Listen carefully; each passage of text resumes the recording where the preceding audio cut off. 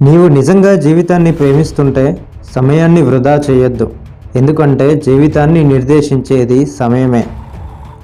నేను 100 కిక్కులు నేర్చుకున్న వాడికి భయపడను, కానీ ఒక్క కిక్కు 100 సార్లు ప్రాక్టీస్ చేసిన వాడికి నేను భయపడతాను. ఎందుకంటే వాడు దాంట్లో ఆరితేరి ఉంటాడు. జీవితంలో ప్రాక్టీస్ అనేది అంత ముఖ్యం. మన సంకల్పం కంటే ప్రమాదకరమైన ఆయుధం ప్రపంచంలో మరొకటి లేదు. ఓటమి అనేది ఒక ఆలోచన మాత్రమే. నువ్వు దేని గురించి అయితే ఆలోచిస్తావో నువ్వు అదే సాధిస్తావు. వాస్తవాన్ని అంగీకరించినంత వరకు ఓటమి ఎవరిని ఓడించలేదు. తెలివైన సమాధానం నుండి మూర్ఖుడు నేర్చుకునే దానికంటే తెలివైన వ్యక్తి తెలివి తక్కువ ప్రశ్న నుండి ఎక్కువ నేర్చుకోవచ్చు.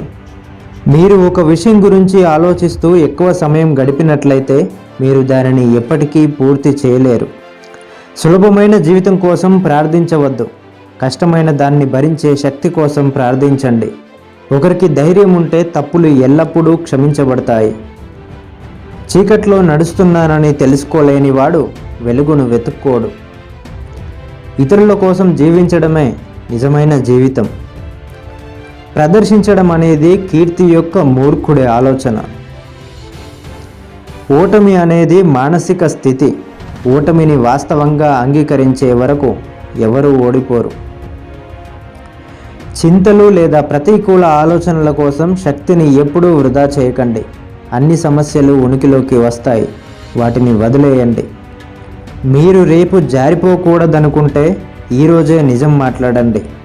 పరిస్థితులు ఎంత దారుణంగానైనా ఉండని నేను అవకాశాలను సృష్టించుకుంటాను.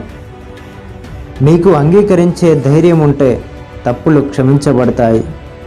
ఎప్పుడూ నువ్వు నీలానే ఉండు, నీపై నమ్మకాన్ని ఉంచుకో, నిన్ను నువ్వు ప్రదర్శించు.